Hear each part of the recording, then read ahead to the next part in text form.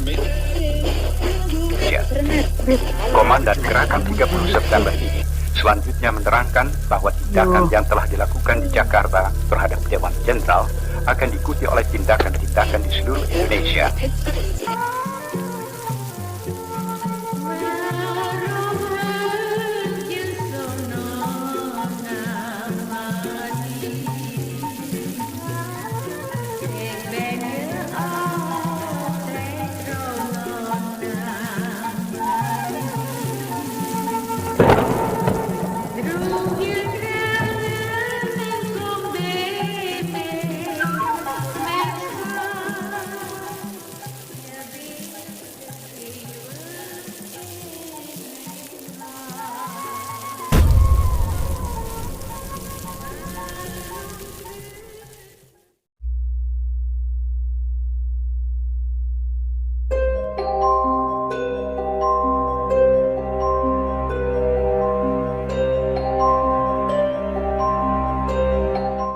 Assalamualaikum warahmatullahi wabarakatuh.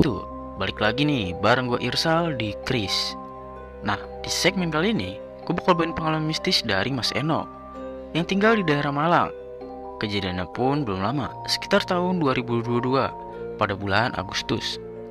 Sebelum lanjut, gue mau ucapin selamat menunaikan ibadah puasa Ramadan yang ke 1444 Hijriah bagi kalian yang menjalaninya. Dan terima kasih juga buat Mas Eno yang udah mau bagiin pengalamannya ke Sobat Mystic Hunter. Bersembunyilah di balik selimut kalian dan pasang earphone kalian, karena cerita yang gue bawain kali ini bakal bikin bulu kuduk lo merinding. Ya udah, nggak pakai basa-basi lagi, kita langsung fokusin aja ke ceritanya. Gue sambil minum dulu.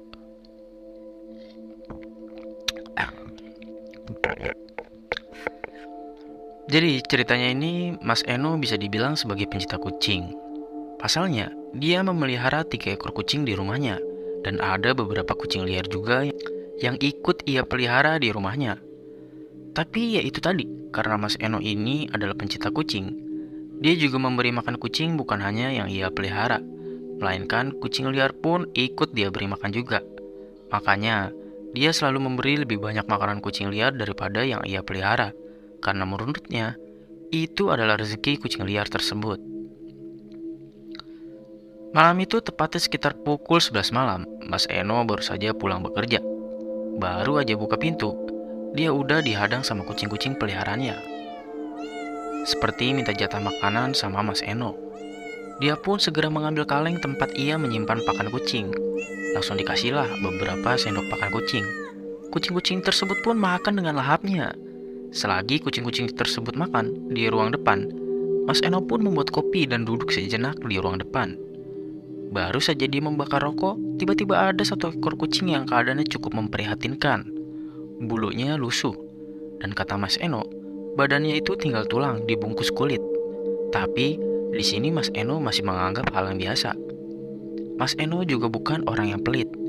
Dia selalu memberikan makanan kepada kucing-kucing liar yang datang ke rumahnya. Yowis, kamu tak kasih mangan. Sesok teko meneh yo meng, ben gemuk awakmu, ucapnya Mas Eno, membiasakan semua kucing dipanggil dengan sebutan Meng. Kucing liar tersebut pun makan, tapi tidak lahap seperti kucing peliharaannya Mas Eno. Mas Eno pun kembali duduk sambil seruput kopi yang ia buat tadi. Tiba-tiba, kucing liar tersebut berhenti makan. Posisinya mirip kucing yang lagi tidur. Diperhatiin sama Mas Eno, tapi seperti ada yang beda. Mas Eno pun mendekati kucing tersebut. Ternyata dia langsung panik. Waduh, ini kenapa kucingnya ya? Lah kok semaput di sini? Kata Mas Eno. Berdasarkan pengalaman Mas Eno, ketika ada kucing lemas seperti itu, harus segera diberikan pertolongan pertama. Mas Eno langsung mengambil segelas air dan memberikan air tersebut ke kucing itu menggunakan sedotan. Namun, di sini kucing itu belum bereaksi apapun. Mas Eno mengambil sebutir telur dan mencampurkan dengan madu dan langsung diberikan ke kucing tersebut. Kucingnya ya tidak mau makan karena kondisinya juga sudah lemas pada waktu itu.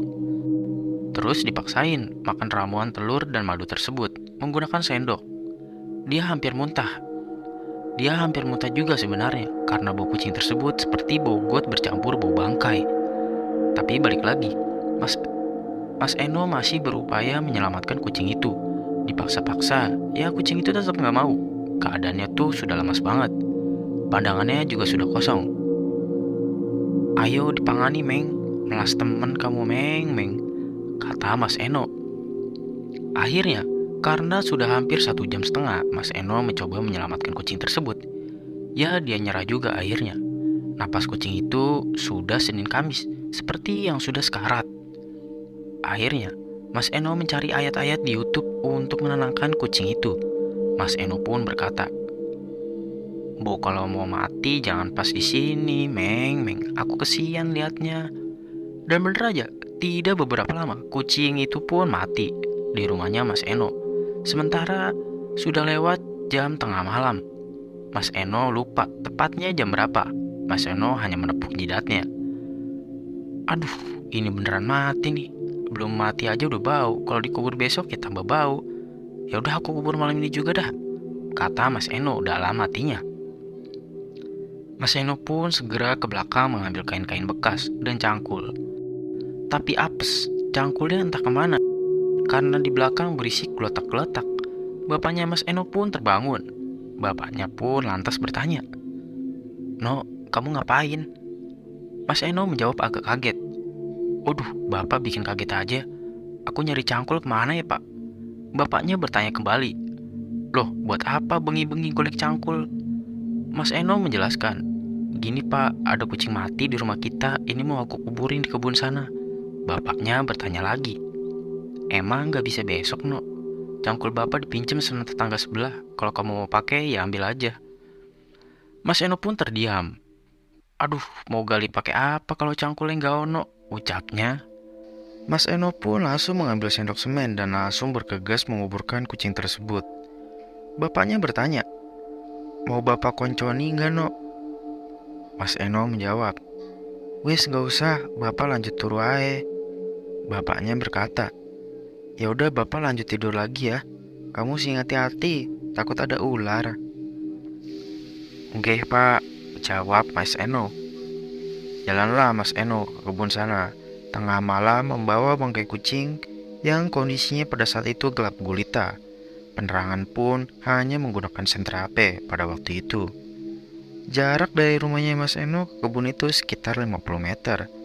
Yang membuat Mas Eno kesal, ada tikus-tikus yang nabrakin diri ke kakinya Mas Eno. "Dasar tikus jancuk," kata Mas Eno. Dia agak ragu, ingin melanjutkan ngubur atau tidak. Sebenarnya bisa aja dia, kalau mau dilempar aja juga bisa ke kebun, tapi dia itu nggak mau. Disebut tidak berperi kekucingan. "Alah, bodo amat, yang penting aku mau buru-buru ngubur. Udah beres. Aku mau mandi dan tidur." Sampailah Mas Eno ke tempat yang dituju, kebun jambu biji, dan ada satu lahan kosong. Langsung tidak pakai pikir panjang, Mas Eno langsung menggali tanah tersebut menggunakan sendok semen tadi. Ya emang agak lama juga karena cuma pakai sendok semen. Tapi untungnya tanah di sana agak gempur dan agak basah juga karena habis diguyur hujan. Saat Mas Eno lagi asik-asik gali tanah, tiba-tiba ada suara dari arah belakangnya seperti ada yang memukul tanah. Suaranya itu seperti buk buk buk buk. Mas Eno pada saat itu mikir, suara apa ya tengah malam begini? Karena penasaran, Mas Eno pun nengok ke arah belakang, tapi ya nggak ada apa-apa. Mas Eno pun lanjut ngegali tanah tersebut. Tiba-tiba suara itu terdengar lagi, dan kali ini kayak mendekat ke arahnya Mas Eno. Mas Eno pun nengok ke belakang untuk yang kedua kalinya, dan lagi-lagi tidak ada apa-apa. Tanah sudah hampir selesai digali. Tiba-tiba Mas Eno tuh ngerasa ada bagian lehernya Mas Eno yang seperti ada angin yang bertiup, tapi cuma di bagian tengkuknya aja. Ini ada apa di belakangku ya? Mas Eno pun nengok ke belakang. Di situ Mas Eno langsung kaget. Di belakangnya ada satu sosok pocong, mukanya itu hancur dan matanya merah melotot ke arah Mas Eno. Jaraknya sangat dekat, mungkin cuma beberapa senti dari Mas Eno. Dan mohon maaf, pocongnya itu baunya kayak bau bangkai yang sangat menyengat. Mas Eno pun lari tunggang langgang. Bahkan kata Mas Eno, dia sampai nyebur ke parit yang ada di sana. Ini kali pertama dia melihat sosok pocong yang sangat menyeramkan. Udah mau masuk rumah, badan juga udah basah kuyup. Gara-gara nyebur ke parit tadi, Mas Eno baru teringat HP-nya tertinggal di kebun sana. Mau tidak mau, dia harus balik lagi ke kebun buat mengambil HP-nya. Dan kucing itu juga nggak sempat dia kuburkan. Waduh, sialan, HP ku tertinggal di sana. Mau bangunin bapak juga nggak enak, udah malam begini. Mas Eno pun balik dan sosok pocong itu masih berdiri di sana, di tempat pertama ia melihatnya. Aduh, asem, pocongnya isi meneng. Piye iki? Mau ngedekat juga bingung karena dia takut. Ditungguin sekitar 15 menitan, ya pocong itu masih berdiri di sana. Akhirnya Mas Eno mengumpulkan keberaniannya untuk mendekati pocong tersebut. Ah, udahlah, capek aku nungguin, ngapain takut sama pocong. Bentuknya aja kayak lontong. Mas Eno pun jalan mendekati sosok pocong tersebut. Mungkin menjaga jarak sekitar 3 meter. Pocong itu nggak menghadap ke Mas Eno, tapi menghadap ke arah kebun sana.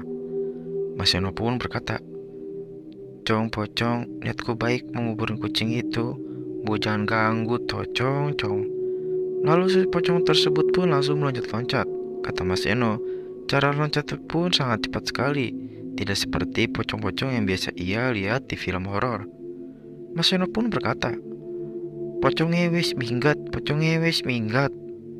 Tanpa pikir panjang, Mas Eno langsung mengambil HP-nya dan menguburkan kucing tersebut. Setelah selesai, Mas Eno langsung balik ke rumahnya. Setelah sampai di rumah, ternyata belum selesai. Pocong itu ngikut sama Mas Eno, udah sampai ke depan rumahnya. Baru saja buka pintu, Mas Eno sempat menengok ke belakang. Ternyata di jarak sekitar 3 meteran, pocong itu sudah berdiri dan kali ini menghadap dan melotot ke arahnya Mas Eno. Matanya yang merah kayak mau keluar dari rongganya. Mas Eno langsung masuk dan berteriak, "Bapak, pocong!" Bapaknya yang malam itu belum tidur menanyakan hal tersebut ke Mas Eno. "Ono opo meneno?" No. Mas Eno menjawab, "Iku pa ada pocong melu aku." Waktu itu, ibu dan adik-adik Mas Eno juga terbangun. Mereka mengintip di jendela. Dan sosok pocong itu masih berdiri di depan rumahnya Mas Eno. Semua keluarganya Mas Eno melihat pocong itu. Dan bapaknya berkata, "Udah no, kamu mandi bersih-bersih, habis itu semua masuk ke kamar. Udah, ojo dideloi, masuk kamar semuanya." Mas Eno sendiri juga tidak mengerti kenapa dia mengikuti sama pocong tersebut. Alhamdulillahnya, ya cuma kali itu aja pocong itu menampakkan diri ke Mas Eno dan keluarganya.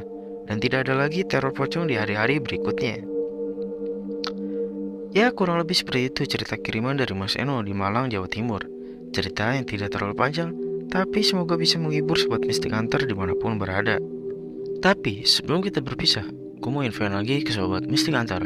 Buat lo yang punya pengalaman mistis dan mau kita bawain di segmen Radio Mistis, lo bisa kirim lewat email yang udah gue cantumin di deskripsi. Gue Irsal, menceritakan apa yang kalian tidak percayai. Sampai jumpa lagi di segmen Radio Mistis episode selanjutnya. Wassalamualaikum warahmatullahi wabarakatuh.